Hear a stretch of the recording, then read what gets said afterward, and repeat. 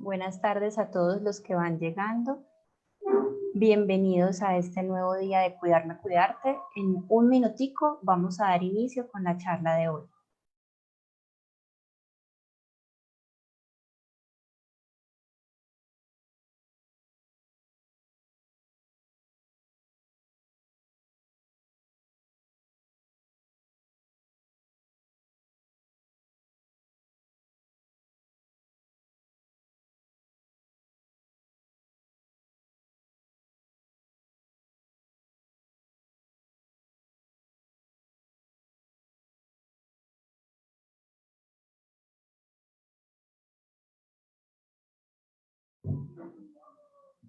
Bueno, muy buenas tardes para todos. Bienvenidos a este nuevo día de Cuidarme, Cuidarte 2020, evento virtual que realizamos en conmemoración del Día Mundial del Alzheimer.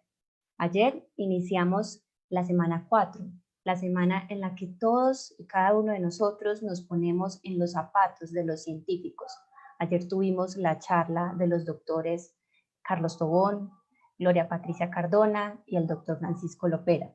Hoy vamos a hablar un poco sobre un estudio que se está realizando para caracterizar el impacto del COVID en la memoria de los adultos mayores que viven en Latinoamérica y en Estados Unidos. Hoy nos está acompañando la doctora Jaquel Quiroz. Ella es profesora asociada de la Facultad de Medicina de la Universidad de Harvard, directora del Programa Multicultural de Prevención de la Enfermedad de Alzheimer en el Hospital General de Massachusetts, investigadora principal del proyecto de biomarcadores en Alzheimer familiar llamado COLBOS, Colombia-Boston. La charla se llama Impacto del confinamiento por COVID-19 en el bienestar y la memoria de las personas mayores, avances en la investigación. Les recordamos que estamos también en vivo en Facebook y hoy nos están acompañando también mi compañera Diana Alzate, que va a estar a cargo de recibiendo todas las preguntas de ustedes para que al final se lo pueda remitir a la doctora Jaquel. Y también estamos con Carlos Gil, que él también nos va a estar acompañando para la parte técnica. Muchas gracias a todos por su asistencia, bienvenidos y esperamos que disfruten esta horita que vamos a estar compartiendo. Doctora Jaquel, bienvenida a Cuidarme, Cuidarte 2020. Muchas gracias Alejandra por la invitación y a todos por venir a la charla. Como estaba diciendo Alejandra, pues voy a contarles un poco de lo que estamos haciendo nosotros ahora, sobre todo para entender el impacto que COVID o vivir en la pandemia del COVID tiene sobre la memoria y nuestro bienestar. Ella mencionó en la presentación que yo soy profesora de la Escuela de Medicina de Harvard y como parte del trabajo que hago en Boston, nosotros tenemos un programa que es el programa multicultural de la prevención de la enfermedad de Alzheimer. El estudio y lo que les voy a contar ahora hace parte del trabajo que hacemos en el programa, que como la palabra lo dice, el título lo dice, tratamos de que sea multicultural, tratamos de incluir personas de diferentes países, personas de diferentes etnias, para poder entender mejor cómo el riesgo, por ejemplo, de enfermedad de Alzheimer puede aparecer en diferentes grupos. Entonces, este es como el programa que, como les digo, donde hacemos este estudio.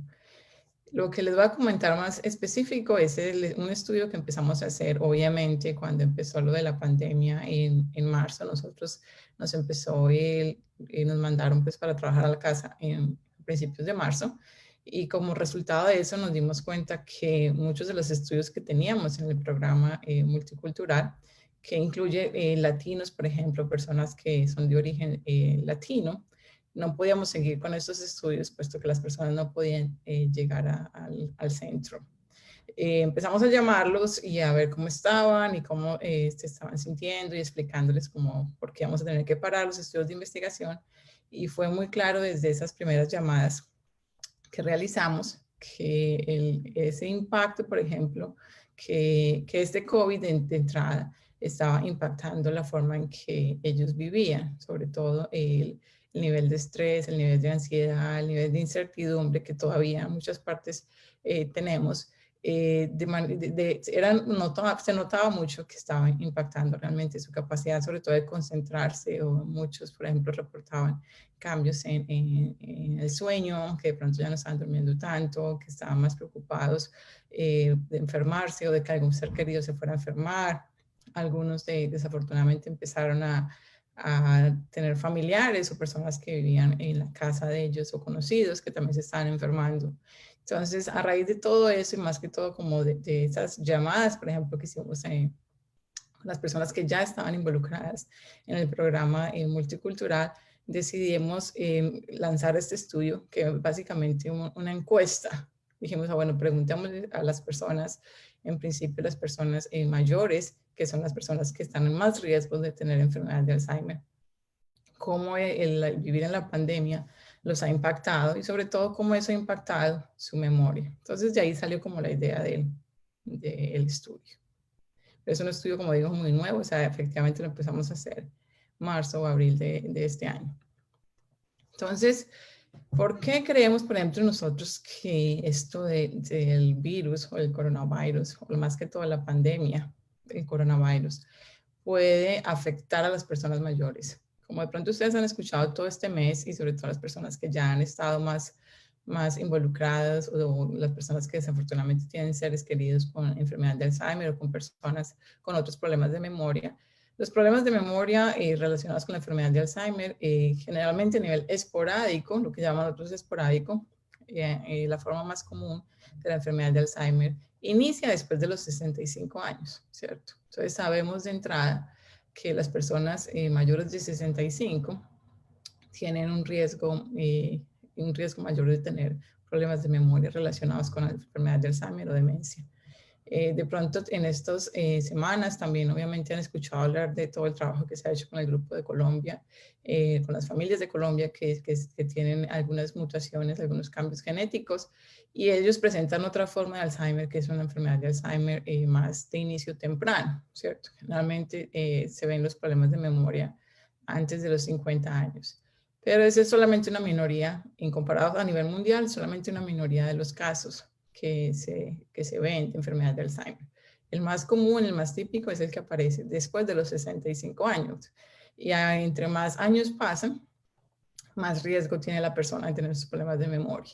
Entonces, obviamente, pues el enfoque, por ejemplo, que nosotros estamos dándole a este estudio es ese, o sea, ¿qué pasa con estas personas que no necesariamente están a los 65 o más mayorcitos de 65, sino inclusive qué pasa con los que no tienen 65 todavía, pero van a tener 65 en el futuro, y cómo eso, lo que ahora están viviendo con el coronavirus, puede impactar el riesgo que estas personas tengan problemas de memoria en el futuro. Entonces, de entrada, cuando empezamos a plantear el estudio, se plantea como un estudio longitudinal, ¿cierto? Vamos a empezar así, con esta encuesta, a hacer seguimiento a estas personas para ver, y seguimiento en el tiempo, para ver justamente qué pasa, más que todo con esos que estaban cerquita de 65, pero obviamente también mirando todas las personas 70, 80, 90, todos los años que tengan mayores de 55. Entonces hicimos el corte en 55 años, como 10 años antes de 65, y empezamos a ver justamente qué pasa con esas personas y el riesgo de tener problemas de memoria en el futuro.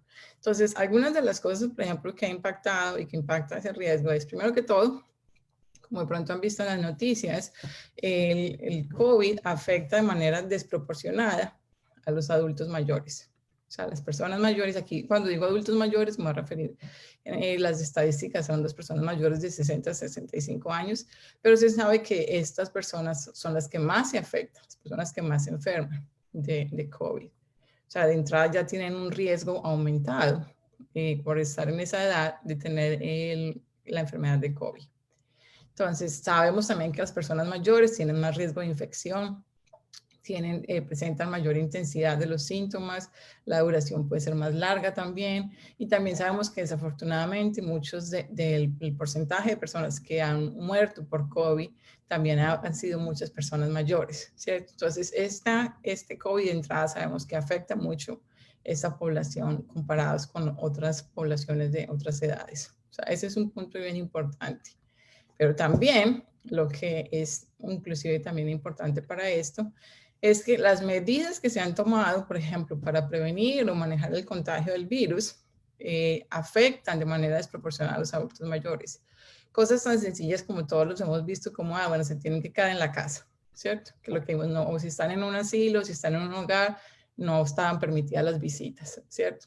Cosas así que sabemos que entrada, como lo vamos a ver ahorita, también impacta. Las órdenes de quedarse en la casa, de distanciarse socialmente, de si es un abuelito que no puede estar cerquita de los nietos, todas esas cosas que sabemos que es importante para la salud cerebral, sobre todo en las personas mayores, de las personas adultas mayores, también aparecen más ahí en lo que tiene que ver con el coronavirus. Y lo otro que es bien importante, como que tiene que ver con la intensidad de los síntomas, es que desafortunadamente muchas de las personas que son adultas mayores requieren hospitalización. Entonces, una de las cosas, por ejemplo, que ahorita vamos a hablar de hospitalización en más detalles. Pero antes, entonces, lo otro que con COVID, todo es medio nuevo, ¿cierto? Estamos aprendiendo a medida que pasa el tiempo. Pero una de las cosas que ya se sabe, que hemos visto en los últimos meses, es que el COVID, la enfermedad del coronavirus, afecta al cerebro, ¿cierto? Ya sabemos, hay alguna evidencia, de poquitos artículos que se han publicado, que sabemos que tiene un impacto en el cerebro. Lo que no sabemos con certeza es si esos efectos son directos o efectos indirectos. Entonces, todavía tenemos que entender bien esa relación. Sabemos que hay una cosa que eso hace parte de los estudios poquitos que se han publicado, pero sabemos que hay algunos síntomas neurológicos o síntomas que afectan el cerebro que se pueden presentar. La persona puede tener dolores de cabeza, se pueden presentar alucinaciones, se pueden presentar convulsiones, se pueden presentar accidentes cerebrovasculares y muchos otros, ¿cierto? Inclusive, hace poquito estaba leyendo un artículo también que habla de lo que es como la fatiga crónica, ¿cierto? Que de alguna manera también cuando uno está muy fatigado todo el tiempo, eso tiene otro impacto también en el sistema nervioso y en el cerebro. O sea, estamos aprendiendo y cada día que pasa digo yo que hay que agregar más cositas porque hace parte de todo lo que estamos aprendiendo. También estamos aprendiendo que puede causar inflamación cerebral, ¿cierto? Lo que se llama encefalitis. Y esta inflamación cerebral obviamente es un efecto poco común, digamos así, del cerebro que impacta de entrada de las funciones cognitivas. Esto es algo que se sabe de entrada, no solamente con el coronavirus, sino que en general cuando se producen procesos de encefalitis, se sabe que puede afectar las funciones del pensamiento también. Entonces, son cosas como para ponerle cuidado. Lo que no sabemos, como decía ahora, es si esos efectos son directos o son efectos indirectos. Entonces, por ejemplo, le podemos echar la culpa al virus y decir que todas las complicaciones que pasan es por el virus. Todavía no sabemos, hay que mirar.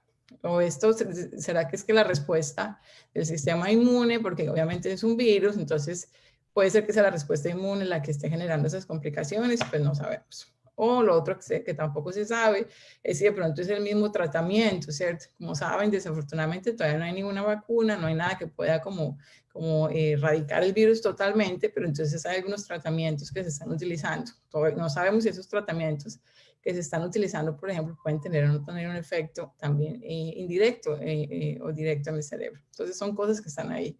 Lo otro es, tampoco tenemos claro si son comorbilidades. Una cosa que aparece que, como todos de pronto saben, es que a medida que envejecemos tenemos más riesgo de tener otras enfermedades, ¿cierto? Tenemos más riesgo de tener la presión alta, tenemos más riesgo de tener diabetes, tenemos más riesgo de tener otras enfermedades. Entonces, todo eso también tiene un impacto, obviamente, en el cerebro y todo lo que tiene que ver con la memoria y las otras funciones. Entonces, es difícil saber si todos esos cambios que aparecen le podemos echar la culpa al virus nomás o es sencillamente una relación con las otras enfermedades que de pronto la persona ya tiene. Entonces, todas estas son preguntas, como lo muestro aquí, que pues desafortunadamente pues no sabemos, no tenemos una respuesta, pero que esperemos que en los próximos meses o en el próximo año, en los próximos años tengamos muy más claro eso. ¿Qué es lo que sabemos? Y esto es algo que no tiene que ver en general con COVID, sino que lo que la investigación, por ejemplo, ha mostrado. Muchas de las personas que necesitan hospitalización por COVID, algunas de ellas necesitan estar en cuidados intensivos, ¿cierto? Ustedes saben que los que están en cuidados intensivos también pueden necesitar un ventilador, ¿cierto? Como para tener ayuda externa para recibir oxígeno y ayudar a los pulmones. Todos eso son cosas que de entrada sí, digamos que es como un efecto estresante, digamos así, para la persona, no solamente a nivel psicológico, sino también a nivel físico, ¿cierto? Es algo que no es que uno esté hospitalizado todos los días. Entonces, lo que la investigación antes ha demostrado es, por ejemplo, que las personas que han estado en hospitalización de cuidados intensivos por otras enfermedades, pueden desarrollar problemas cognitivos y esto puede afectar la memoria. O sea, el hecho de estar uno con tiempos alargados en hospitalización puede afectar la memoria, ¿cierto? Entonces, igual, todas estas cosas de investigaciones puede, y esto es cosa que todavía no se ha evaluado concretamente en COVID. También sabemos que muchas de las personas, por ejemplo, que sobreviven después de estar una temporada o tiempos prolongados en cuidados intensivos, también pueden desarrollar demencia más adelante. O sea, es como si de alguna manera ese periodo, esa etapa, digamos así como traumática o un poco, sí, como, digamos como tan diferente que impacta a las personas, también puede afectarse en puede incrementar el riesgo de tener demencia en el futuro. Todo esto vuelve y juega con personas mayores, estoy hablando de las personas adultas mayores. Y otra cosa que se ve, que se llama como el síndrome de post-cuidados intensivos, es que de 30 al 50%, por ejemplo, de personas, a veces después de estar en cuidados intensivos y después de que se recuperan, pueden tener ansiedad, pueden tener depresión, pueden tener síntomas como estrés postraumático y a veces pueden tener también algo como algún delirio, ¿cierto? Es decir, inclusive después de estar en cuidados intensivos, pueden haber algunos otros síntomas, algunos otros problemas que puedan afectar el bienestar de las personas. Entonces, todo esto se lo digo porque es importante pensarlo en el contexto de COVID, ¿cierto? Este es otro artículo que salió el año pasado, que les voy a contar más o menos, pero contaba, el artículo reporta que la hospitalización, por ejemplo, el tiempo de hospitalización que esté la persona, tiene un efecto, por ejemplo, directamente en las personas adultas, en lo que tiene que ver con patología de Tau. Aquí les muestro en general es los que, disculpen que no la alcancé a traducir todo, pero estos son los años desde el que estuvieron en cuidados intensivos y este es el deterioro cognitivo que la persona presenta, ¿cierto?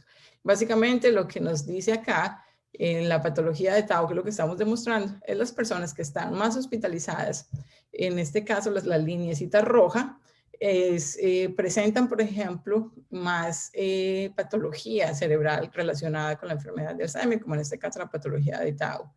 Y este es otro tipo de patología, pero más o menos la misma idea, que también estas personas presentan lo que se llama como cuerpos de Lewy, que es otra patología que se puede ver en el cerebro, que está relacionada con demencia, ¿cierto? Entonces, básicamente lo que este estudio reporta es que ese tiempo prolongado en hospitalización, y vuelve a jugar esto referido a hospitalización en cuidados intensivos, tiene un efecto también en el riesgo de desarrollar demencia porque afecta de entrada esa patología o esos marcadores que pueden aumentar el riesgo. Lo otro, y esto salió en las noticias hace poquito, por lo menos acá, es esto del post-COVID, post-hospitalización que les contaba. Y es básicamente cómo algunas personas, después de estar semanas o mucho tiempo en cuidados intensivos, empiezan a tener todo ese tipo de síntomas, como les mencionaba, como ansiedad, depresión, delirio, la fatiga crónica, algún montón de síntomas que igual todavía ahora apenas lo estamos tratando de entender en el contexto de COVID, pero todo esto que les menciono aumenta el riesgo de tener unos problemas de memoria más adelante. Entonces, cuando tenemos que hablar de riesgos, y esto es algo que si de pronto ya saben esto, me disculpan porque no sé qué tanto hablaron en las otras semanas, pero para poder entender el contexto de lo que estamos haciendo es importante. Entonces, mira cómo esos riesgos, ya mencioné algunos, ¿cierto? Ya mencioné, por ejemplo, lo que tiene que ver con la ansiedad, con la depresión, con todas estas cosas que se pueden relacionar con la enfermedad o con haber estado hospitalizado por la enfermedad. Pero para desarrollar, por ejemplo, lo que es deterioro cognitivo, les voy a explicar esta gráfica. Es, por ejemplo, aquí en esta gráfica vemos todo lo que aumenta el riesgo, por ejemplo, y estas son las personas adultas mayores, ¿cierto?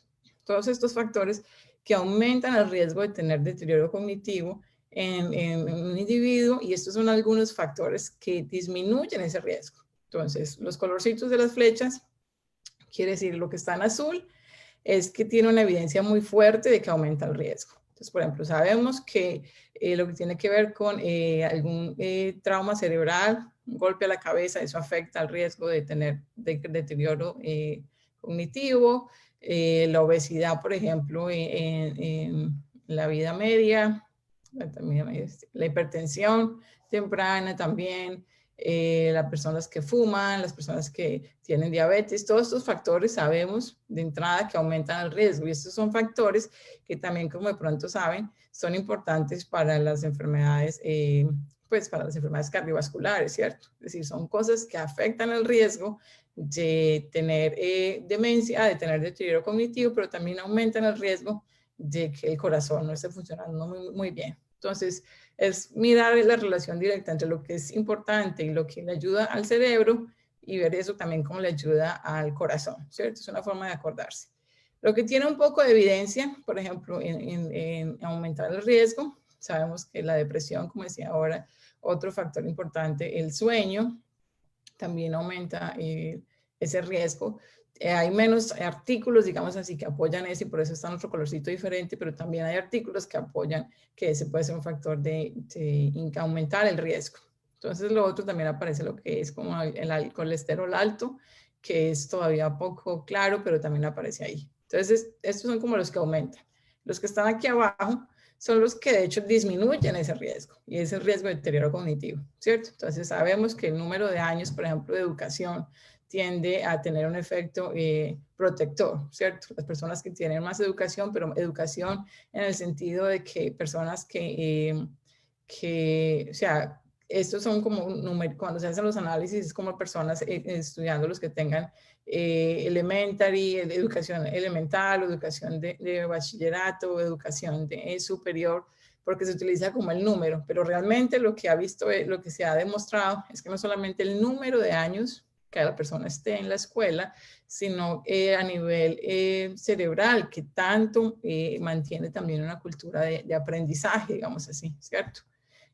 Para mantener ese cerebro activo. Lo otro que se sabe que tiene mucha evidencia de que disminuye ese riesgo de deterioro cognitivo es la actividad física. Entonces sabemos que de entrada, entre más actividad física haga una persona, disminuye ese riesgo de tener deterioro cognitivo, ¿cierto? Otras cosas que tienen como moderada evidencia, o sea, hay artículos más o menos, pero no suficientes como para que le den el colorcito azul, es la dieta, por ejemplo, que se llama la dieta mediterránea, obtener entrenamiento cognitivo, que es básicamente relacionado con lo que decía, con mantener esa mente activa y aprendiendo.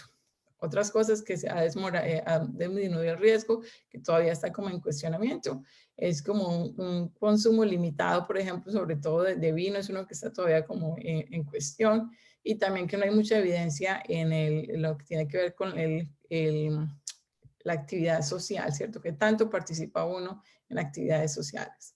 La razón por la que les muestro esto es porque de entrada, por ejemplo, cuando hablamos de alguna de las medidas de COVID, empezamos por este tipo de cosas, ¿cierto? Una de las cosas que nos puso COVID, y que en algunos países todavía, o en algunos estados aquí todavía está, es este distanciamiento social. Entonces sabemos de entrada que el distanciamiento social hace más vulnerable a las personas adultas mayores, por todas las razones que les estaba diciendo. Pero una cosa es el aislamiento, el distanciamiento social, pero otra cosa es ya cuando hablamos del aislamiento social y de lo que hablamos cuando ya hablamos de los sentimientos de soledad. Y de hecho pongo los sentimientos de soledad aquí en rojo, porque de toda la evidencia que hay, por ejemplo, del riesgo, más allá que el distanciamiento social, es el sentirse uno solo, ¿cierto? Cuando uno se siente solo, es es eso como un factor de riesgo, por ejemplo, para tener deterioro cognitivo. Y eso es algo que ha estado ya caracterizado, y como les voy a mostrar ahorita, es algo que ya hay evidencia que lo soporta. Entonces, ¿qué pasa? Eso en el lado de que este es un factor de riesgo que de hecho tenemos y todo el mundo tiene, y que obviamente ahora por estar en el COVID afecta más a las personas mayores. Pero de igual manera está este punto, y es cuando usted le dicen que es en la casa, no salga, o le cierran los parques, cierran el gimnasio, cierran los lugares públicos, también se disminuyen las posibilidades de hacer actividad física. ¿Se acuerdan que les acabo de mencionar? La actividad física es un factor protector para ese deterioro cognitivo. Entonces, no solamente le aumentan las cosas que aumentan el riesgo, como el distanciamiento social, sino que le quitan cosas que sabemos que puede proteger, ¿cierto? Entonces, obviamente, al quitarle eso también, vuelve y juega, ya sabemos que el estrés y la depresión también impactan el deterioro cognitivo. Entonces, es tener toda esta combinación de factores, básicamente poniéndonos en más riesgo, y a unas personas más que otras las va a poner más en riesgo de tener problemas de memoria. Entonces, es una de las cosas que hay que ponerle bastante cuidado. Este es otro artículo que básicamente muestra lo que tiene que ver con las actividades sociales, y es que las personas que en general están más involucradas en actividades sociales tienen un deterioro cognitivo más lento comparado con personas que tienen poco actividad social. Y vuelve a jugar, por actividad social es esa oportunidad que tiene uno de interactuar con otras personas. Ahora, por ejemplo, en la época de COVID, no tiene que ser personal, ¿cierto? O sea, reuniones de Zoom como la que estamos teniendo ahora, o si tienen llamadas, o por WhatsApp, o lo que sea, es poder tener la oportunidad de interactuar con otras personas, esa actividad social. Entonces se ha demostrado, hay cierta evidencia de que eso también ayuda o protege en contra del deterioro más rápido, digamos así. Este es trabajo de algunos colaboradores aquí en Boston, y que no sé por qué es tan pequeñito. Y es básicamente que también ellos, el año pasado nomás, mostraron que esos sentimientos, y miren que por eso lo pongo, sentimientos de soledad en personas sanas, esto es con personas mayores de 65 años, personas que no tienen problemas de memoria, no tienen problemas cognitivos, y sin embargo, las personas que reportan, que es lo que aparece aquí, las personas que reportaron más sentimientos de soledad son las personas que más patología tienen en su cerebro. O sea, es decir, personas que tienen un mayor riesgo de desarrollar demencia, reportando ese nivel de soledad. Entonces, otra evidencia más mostrando básicamente la importancia de tratar de protegernos en contra de esos sentimientos de soledad. Y esto es una representación del mapa básicamente en el cerebro, mostrando cómo algunas regiones cerebrales que son importantes para la enfermedad de Alzheimer en particular, son esas regiones donde esa patología cerebral se está viendo, ¿cierto? Entonces es importante que sepamos eso y que lo tengamos pues como presente. Entonces, en general, y antes de hablarles específicamente de lo del estudio, ¿qué se puede hacer? ¿Cierto? Desde el punto de vista de investigación, como les decía, pues obviamente necesitamos más investigaciones, hay muchas cosas que todavía pues no se sabe, ¿cierto? A medida que pase más el tiempo, pues la idea es poder entender más de cómo el COVID afecta, por ejemplo, no solamente el cerebro, sino en general el riesgo para tener otras enfermedades asociadas con el envejecimiento. Es importante y es algo que por lo menos acá hemos tratado de hacer, y si igual si hay personas del equipo de centros de salud o personas del sistema de salud, es importante tratar de buscar esas, de hacer cosas para que esas consecuencias negativas que les mencionaba, por ejemplo, de la hospitalización intensiva, disminuir eso, ¿cierto? Ya sabemos que de entrada hay evidencia que muestra cuando las personas están en cuidados intensivos y salen de cuidados intensivos, tienen más riesgo de tener todos estos problemas. Entonces, es decir, ¿qué se puede hacer para que ese riesgo disminuya, ¿cierto? O sea, es decir, ¿qué intervenciones se pueden hacer para que eso disminuya? Una cosa que aparece claro, obviamente por todo lo que les decía, es buscar apoyo psicológico, o sea, o psiquiátrico, por ejemplo, porque la ansiedad, la depresión, el aumento del estrés, o inclusive cuando esos sentimientos de soledad empiezan a volverse muy, muy crónicos, o sea, no es bueno quedarse uno solo con eso, ¿cierto? La ansiedad, la depresión y eso puede tener ayuda, puede recibir ayuda y puede recibir tratamiento. Entonces, obtener ese apoyo psicológico puede ser clave para que efectivamente no se deje coger ventaja, mejor dicho, no deje coger ventaja para tener deterioro cognitivo o deterioro de la memoria. En general, como mencionaba, o sea, tratar de hacer cosas para uno no estar aislado socialmente. Hay cosas, por ejemplo, que la alcaldía o el país de entrada han hecho como actividades para ayudar a que no haya tanto aislamiento social. Pero ahora, la verdad, lo más importante es que cada uno o cada familia trate de hacer cosas para aliviar ese aislamiento social, ¿cierto? Es decir, cosas que pueden ser como muy forzadas, pero no nos vamos a hablar cada 8 días, vamos a vernos cada 8 días, o vamos a estar en el chat, lo que sea, pero es por lo menos para que la gente tengamos esa idea de que no estamos aislados socialmente, que a veces igual nos coge ventaja y una cosa lleva a la otra, entonces cuando menos pensamos, estamos deprimidos y cuando ya estamos deprimidos es muy difícil recuperarse de todo eso a nivel emocional. Entonces, a nivel de hogares o de asilos, por ejemplo, sobre todo las personas que todavía están en aislamiento, tratar de buscar esas oportunidades, que es lo que llaman oportunidades seguras, por ejemplo, para caminar al aire libre o hacer ejercicio. Yo siempre digo, si está sentado y no tiene forma de hacer ejercicio, pues aunque sea, mueva la mano, ¿cierto? O estire la mano o haga alguna cosa, pero es mandarles como esas señales de actividad al cerebro, sobre todo porque hay mucha evidencia de que la actividad física protege. Entonces, cualquier actividad física que usted haga, no tiene que ser pues caminarse o correrse la triatlón, pero es lo que usted puede hacer con su cuerpo que le permita mantener esa actividad.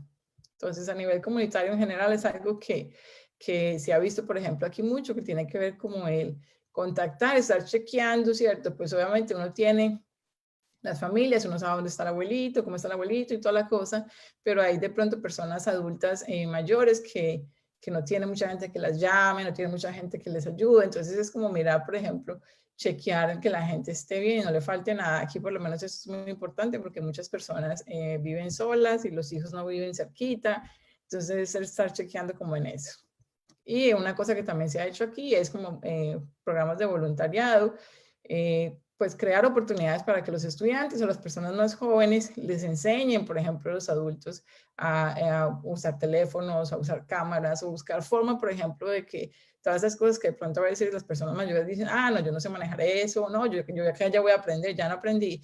Cosas así que se sabe que pueden ser una barrera para que la persona esté interactuando con otras personas, hacerlo, ¿cierto? Aunque también he visto que mucha gente utiliza lo del WhatsApp, pero mirar lo de cámaras web o cómo entrar a Zoom, cómo entrar a Facebook, todo ese tipo de cosas, no importa la edad que alguien tenga, siempre se puede aprender. Entonces, estos son tips en general que quería como compartir, sobre todo pensando en lo de ayudarle al cerebro. Entonces, vuelve y juega, lo tengo que repetir muchas veces, pero ahí está otra vez. Haga ejercicio, haga actividad física, sea lo que sea que pueda hacer. Si está en la casa, suba y baja escaleras si tiene escaleras. Si no tiene escaleras, como les digo, aunque sea a la mano, lo que el cuerpo le permita, pero tratar de hacer actividad física, por lo menos diaria.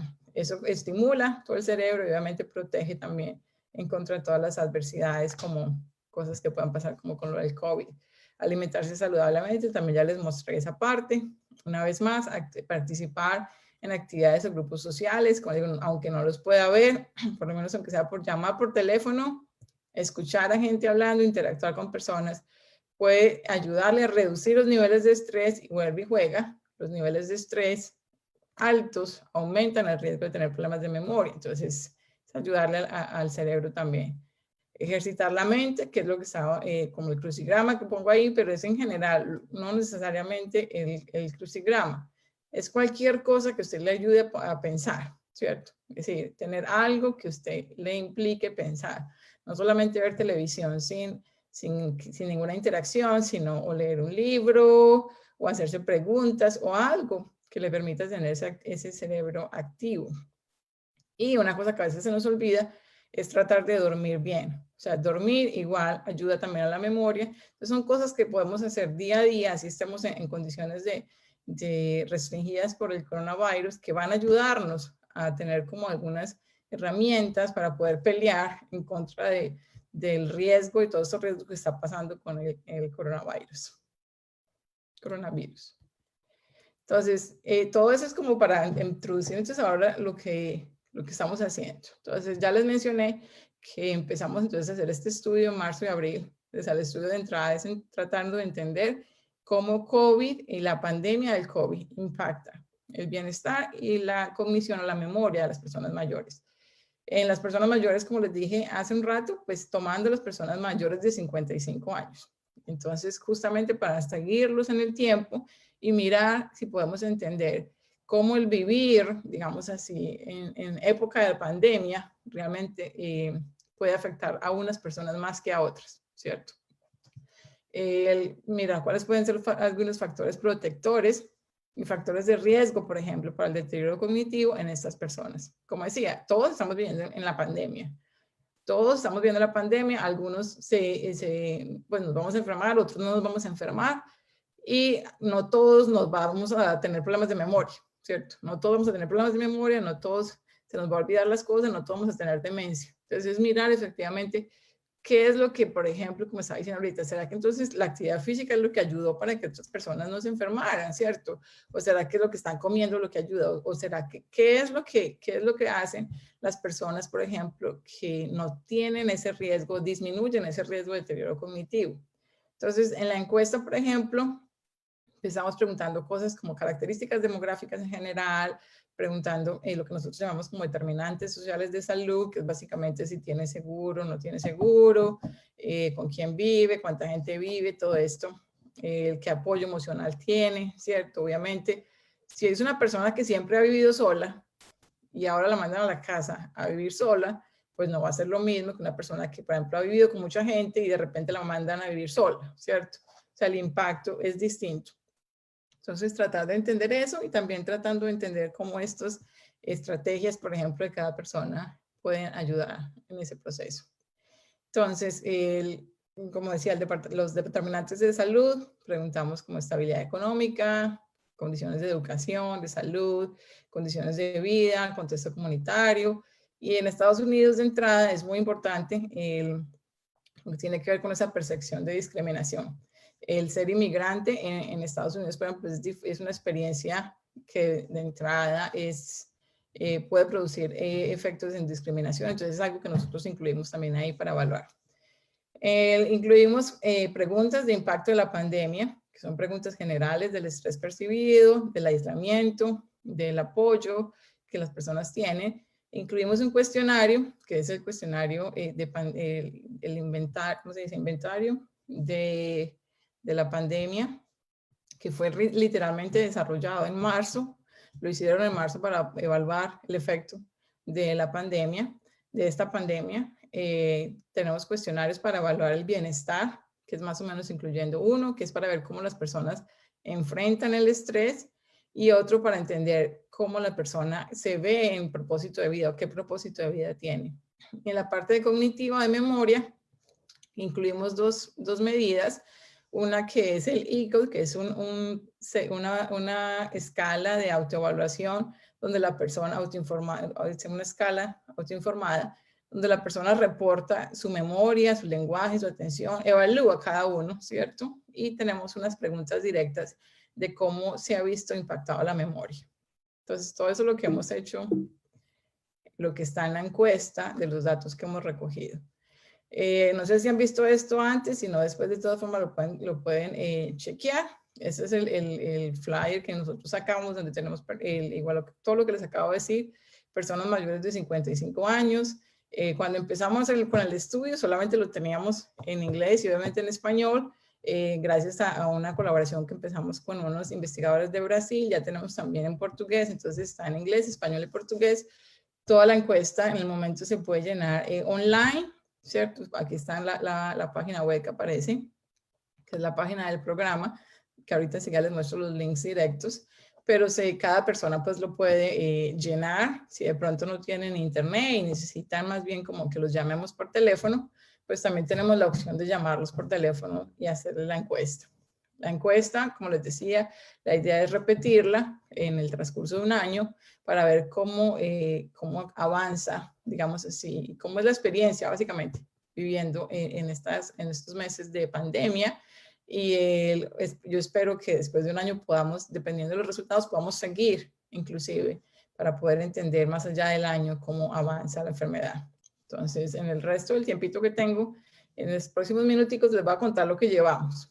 Entonces, hasta el momento, hasta ayer llevamos 2,000 y pico de personas, pero cuando hicimos este análisis, cogimos una muestra de 1,845 personas que habían llenado la encuesta, y de esas pues excluimos algunos que de pronto no llenaron todas las variables, entonces no sabíamos de dónde de dónde vivían o quiénes eran, algunas personas que tampoco llenaron todas las preguntas y algunos, por ejemplo, que eran poquitos, que apenas teníamos como 8 personas que eran nativas, como indígenas de América, pues de Norteamérica, y que no eran sino como 8.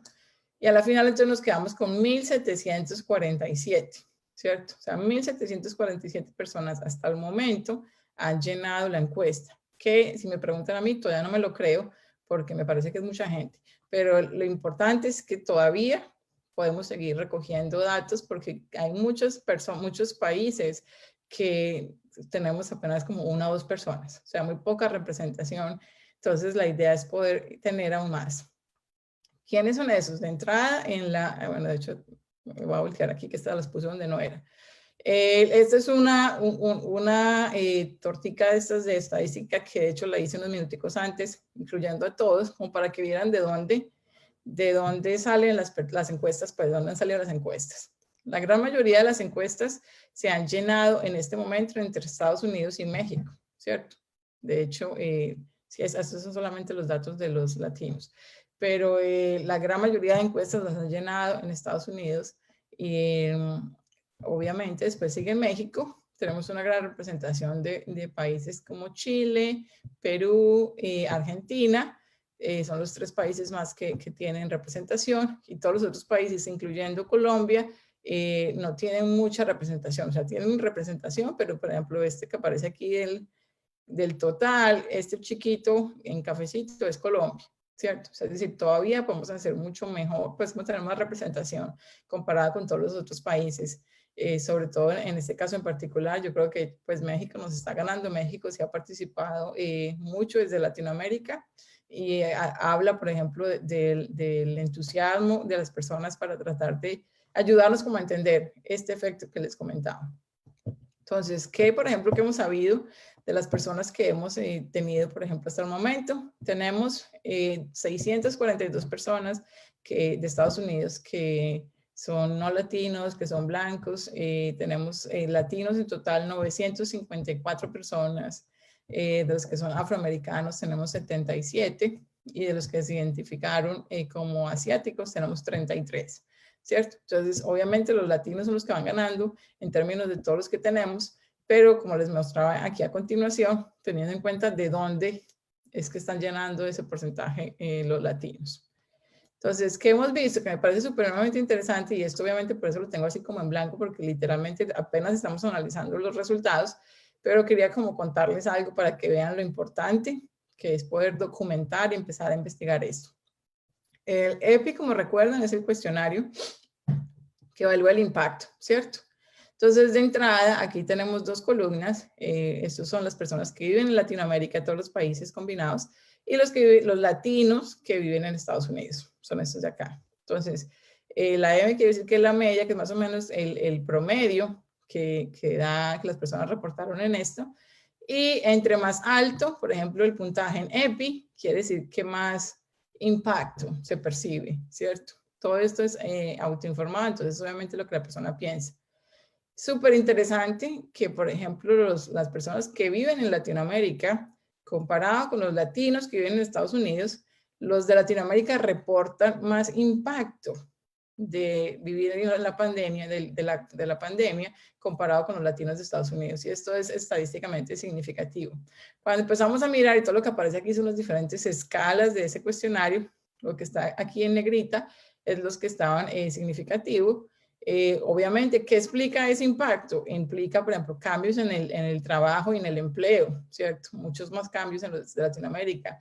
Cambios en el entrenamiento, en la educación que se recibe, ¿cierto? Cambios en lo que tiene que ver con el balance entre trabajar y hacer cosas fuera del trabajo. Cambios en la situación económica, ¿cierto? Cambios, por ejemplo, en lo que se percibe como ese bienestar emocional, ¿cierto? O sea, esto de entrada, pues no es significativo, pero lo pongo porque hace parte justamente de la pregunta de si había o no había un impacto, aunque no es significativo en este momento entre los latinos de Estados Unidos y los latinos de Latinoamérica. Es alto el nivel comparado con las otras escalas también. Y lo que me pareció más interesante inclusive es que aparte de reportar más este impacto, hay un subtest, una categoría del test que evalúa lo que es el cambio positivo, ¿cierto? Y es, por ejemplo, a raíz de todos estos retos que han pasado con el COVID, ¿qué cosas has empezado a hacer que antes no hacías? Como que antes te parezca como positivo. Y de pronto lo mismo, antes no tenía tiempo para para dedicarme al jardín, ya estoy sembrando papas en la casa, ¿cierto? Cosas que antes de pronto no se hacía, pero lo se ve como un cambio positivo. Los de Latinoamérica reportan más cambio positivo que los de Estados Unidos, que también es, aunque no es del todo, pues muy diferente, también es importante que es más cambio positivo en Latinoamérica que en Estados Unidos. Los otros cuestionarios que aparecen acá, esto es comparando nomás los latinos que viven en Estados Unidos y los latinos de Latinoamérica, en preguntas de memoria no hay diferencias, en preguntas del cuestionario de soledad no hay diferencias, en preguntas del cuestionario de el propósito de vida no hay diferencias, y en el de discriminación, súper interesante porque discriminación es lo que les mencionaba que nosotros preguntamos aquí porque las personas de Latinoamérica que inmigran siempre tienen una experiencia diferente, por ejemplo, con lo que tiene que ver con discriminación. Súper interesante que de hecho es significativo y los en este caso reportan diferencia, por ejemplo, entre los dos. Aparece la diferencia entre los que son de Estados Unidos y los que son de Latinoamérica. Y aquí es al revés, o sea, el puntaje menor es más discriminación. Y en general no hay diferencia tampoco en la parte cognitiva, ¿cierto? Entonces lo más importante es comparar, y esto es como les digo, esto es lo que llevamos hasta el momento, así que el estudio todavía sigue, pero quería pues como aprovechar y para que vieran que efectivamente todos esos datos que se están recogiendo nos están ayudando bastante a entender mejor cómo esta enfermedad del coronavirus o vivir en la pandemia de hecho impacta, puede impactar nuestra cognición. Estas son las dos páginas web donde se encuentra más información del estudio, sobre todo en la segunda, que es donde está pues, toda la información en español, en inglés y en portugués. Estos son los links que les contaba directamente, o sea, si la persona tiene acceso a un teléfono inteligente o tiene acceso a internet, básicamente usted le da, sigue el link que después estará disponible también ahí en la presentación y sencillamente ahí mismo empieza. O sea, empieza y la encuesta de entrada se demora entre 50 y 60 minutos, dependiendo de qué tan rápido lea las preguntas. Pero todas las preguntas es como, dele clic aquí, dele clic aquí, dele clic aquí. Entonces, depende también de qué tanto se demora la persona respondiendo. Si quieren mayor información para hablar por teléfono, pues este teléfono es de Boston, pero nos pueden escribir por correo también. Las dos personas que trabajan conmigo Jairo y Diana, pues ellos están también todo el tiempo disponibles para hablar con ustedes más del estudio. Como ya les mencionaba ahora, es realmente un equipo muy grande de colaboradores, incluyendo personas en todos los países, casi todos los países de Latinoamérica. Estos son algunos de los colaboradores que tenemos en todos los países y que están todavía muy involucrados en el estudio. Y aprovecho para darles gracias otra vez a todos los del equipo de MAP, que es el programa multicultural, especialmente a Diana, Jairo y Paola, que han sido los tres coordinadores que han estado más involucrados en todo lo que tiene que ver con la recogida de datos. Y muchísimas gracias por escuchar la presentación. Bueno, Yaquel, muchísimas gracias por habernos contado un poco de lo que implica el impacto del confinamiento por el COVID-19 en las personas adultas y pues lo que se vendría pues con los resultados posteriores, y por eso también los invito a todos y que sea muy importante que podamos participar de esta encuesta y poder ayudar y tener datos pues para Colombia, ¿cierto? Que es como uno de los aspectos muy relevantes y que los invitamos en el día de hoy. Te agradezco nuevamente por estar aquí en Cuidarme, Cuidarte. Hay algunas preguntas del público, también hay pues como admiración por la forma como abordaste la intervención por parte de varios que han comentado. Te voy a hacer algunas preguntas. Una de ellas es de Lucía Domínguez. Ella dice aquí: buenas tardes, muy nutrida con todas sus precisiones. quiero saber cómo hacer con los pacientes cuando ellos se enojan, el cambio de conducta, que no se pueden concentrar, que se cambia su entorno familiar en el confinamiento. ¿Cómo manejar esto? Sí, ese es uno de los grandes retos también, porque si para nosotros, por ejemplo, y para personas que no tienen problemas de memoria, es difícil y ha sido difícil como adaptarse uno a esos cambios, imagínense en qué tan difícil puede ser para alguien que de entrada se confunde más fácil y necesita más de esa rutina, ¿cierto?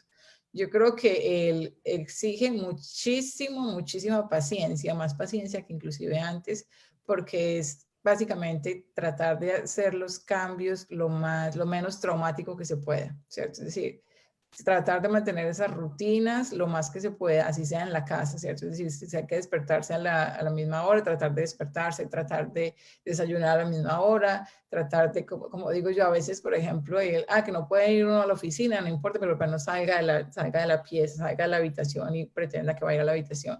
Con los enfermos es más o menos lo mismo, tratar de mantener esa rutina, porque el mantener la rutina es lo único que le puede ayudar a uno a tener algo, a lidiar con esa incertidumbre, ¿cierto? Una de las cosas que más puede generar ansiedad, no solamente en los enfermos, sino en cualquier persona, es no saber uno como para dónde va, ¿cierto? No saber cómo qué esperar. Entonces, la rutina de entrada le ayuda a uno a tener cierto control sobre ese qué esperar. Entonces, primero nos bañamos, después desayunamos, después hacemos esto y tratamos de mantener eso en lo más que se pueda, ¿cierto? Eso de entrada ayuda y eso de una u otra manera ayuda también a disminuir los niveles de estrés.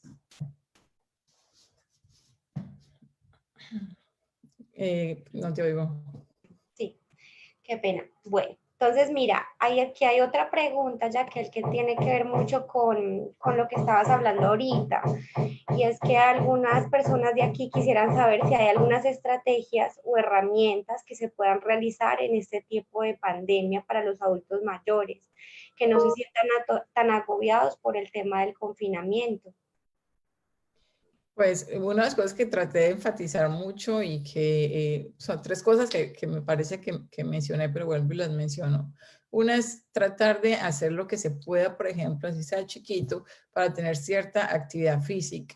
Actividad física, no, como digo, no es necesariamente salir a correr, ¿cierto?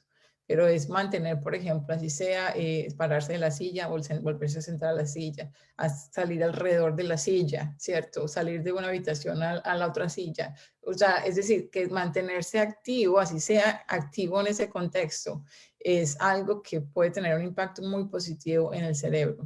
Y eso, sobre todo las personas que están más enfermas, si lo hacen parte de esa rutina, es darles oportunidad al cerebro de que como que se alimente, digamos así, de esa energía, se puede decir así, que da la actividad física. Eso uno. Lo otro, por ejemplo, es lo que tiene que ver con la actividad, como involucrarse en actividades sociales, mantener ese contacto social, ¿cierto? Entonces a veces, no, es que no se puede salir, no hay nada que hacer, no importa.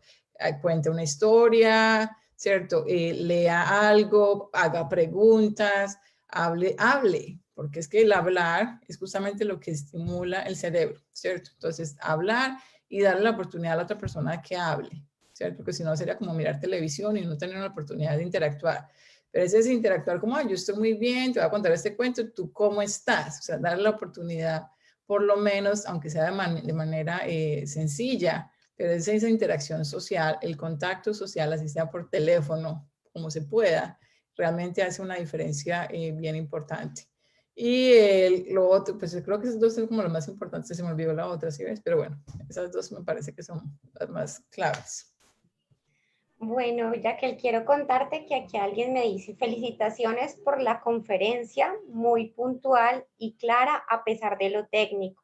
Y yo creo que precisamente el evento Cuidarme, Cuidarte en la Semana del Científico es precisamente que las personas que hacen ciencia se puedan acercar a las poblaciones para que ambos podamos trabajar juntos en el entendimiento de estas enfermedades tan complejas y también pues bajarnos a un lenguaje donde todos podamos comprender lo que la ciencia hace para poder mejorar la calidad de vida de las personas. Quiero contarte que aquí Carmen Sabedoya dice, buenas tardes doctora, ¿la llamada demencia senil se puede prevenir o siempre se presentará en las personas ancianas independientemente del estilo de vida que haya tenido?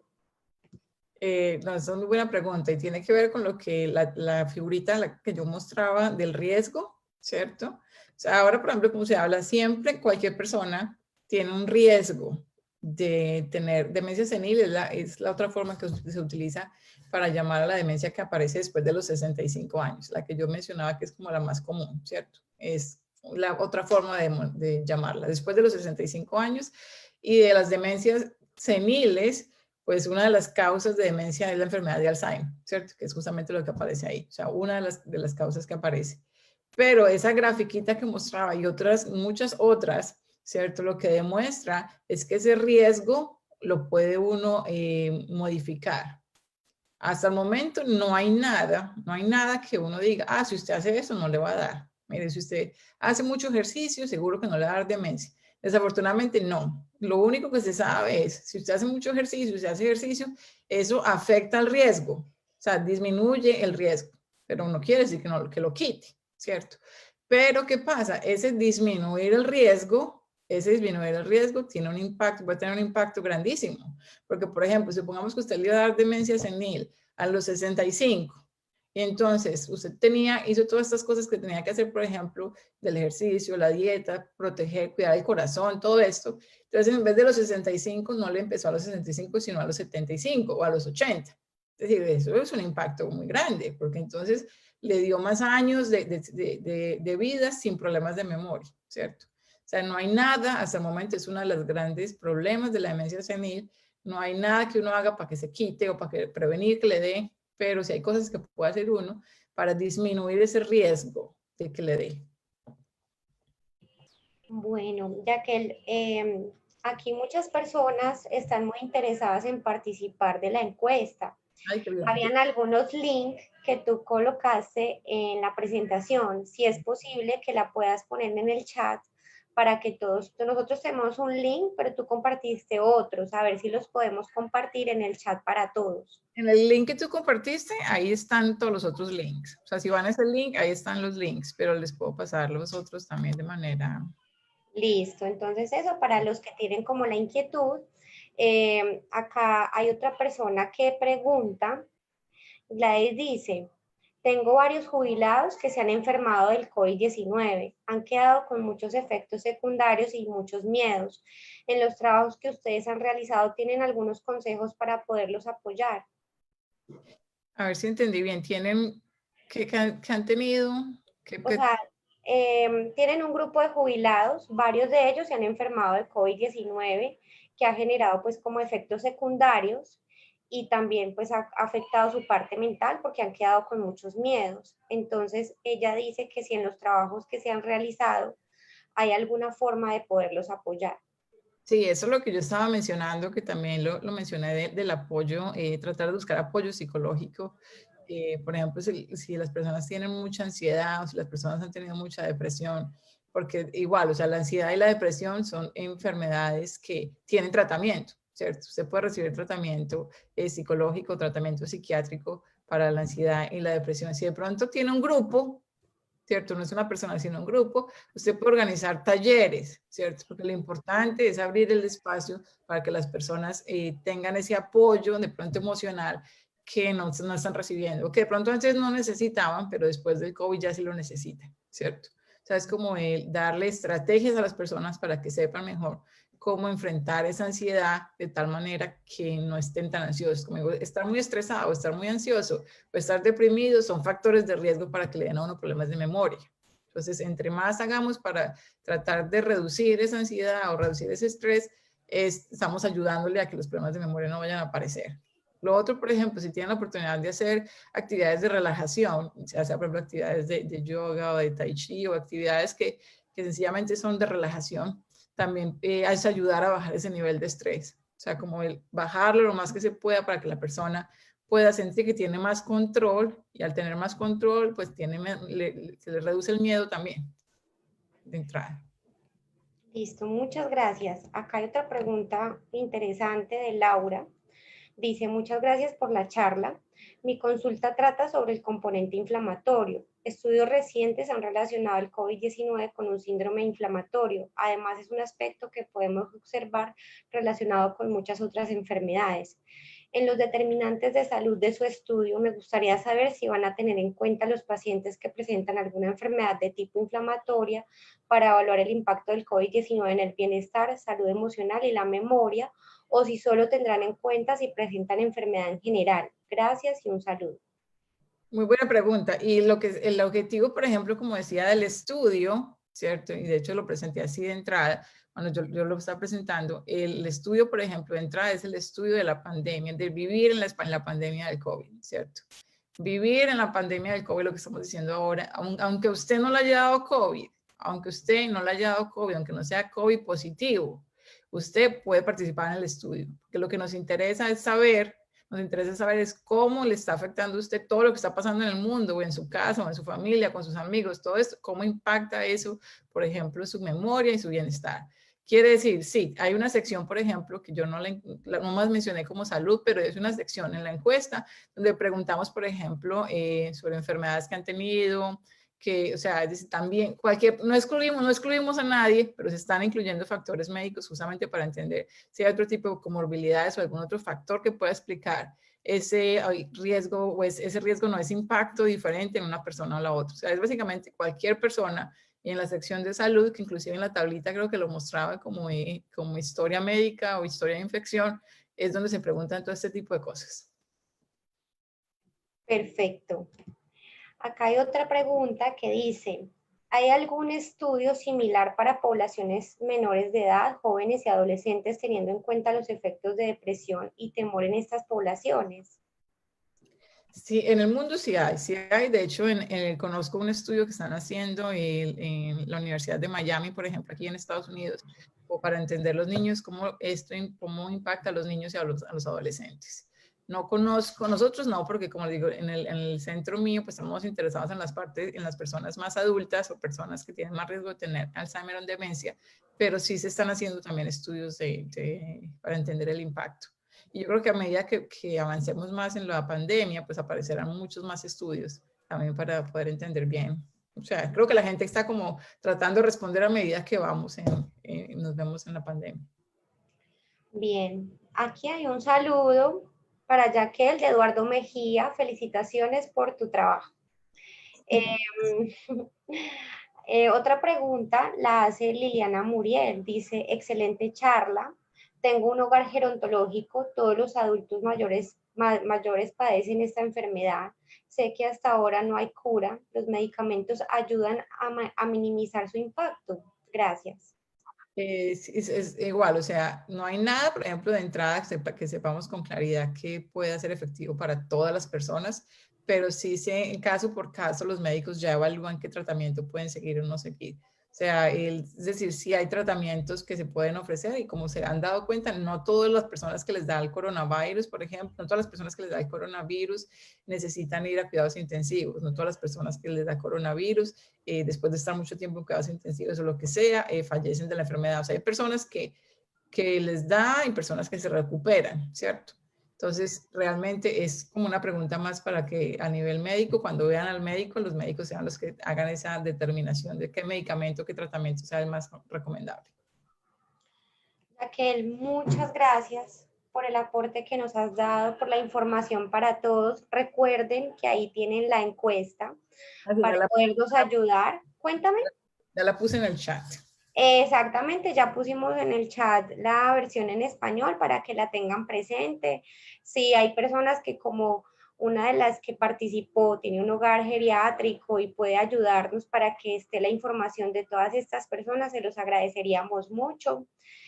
Quiero aprovechar pues nuevamente, muchísimas gracias por estar aquí en Cuidarme Cuidarte, conectarte siempre con nosotros y aprovechamos también para darles varios anuncios que tenemos muy importantes. Recordarles que el día de mañana tenemos una charla muy interesante que es qué pasa con los cerebros luego de que son donados, para que no se lo pierdan, y tenemos muchas otras actividades para ustedes. Por eso les recomendamos que siempre estén conectados en las redes, en Facebook, en Instagram. Recuerden que ahí pueden encontrar información sobre todo lo que estamos haciendo. Estamos en los zapatos del científico, pero queremos pedirles una ayuda muy importante.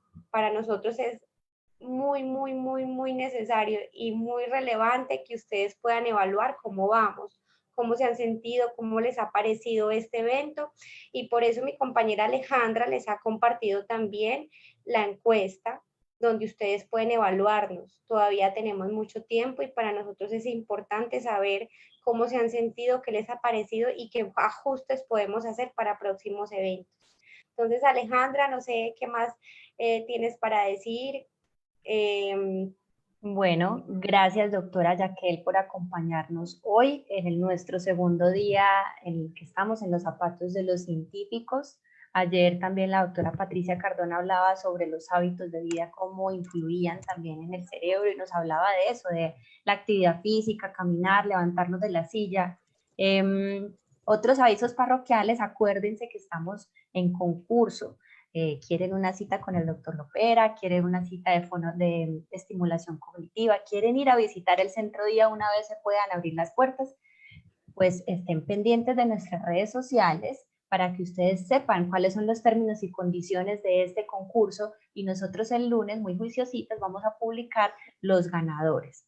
¿Qué tienen que hacer? Seguir participando de estas charlas, de las actividades interactivas que están en la página cuidarmecuidarte.org, dejarnos sus comentarios, nosotros vamos a estar muy pendientes de esos comentarios y bueno, evalúennos también porque para nosotros es importante mejorar para ustedes y recuerden también la campaña que se lanzó ayer, el plan de prevención para la enfermedad de Alzheimer y otras demencias.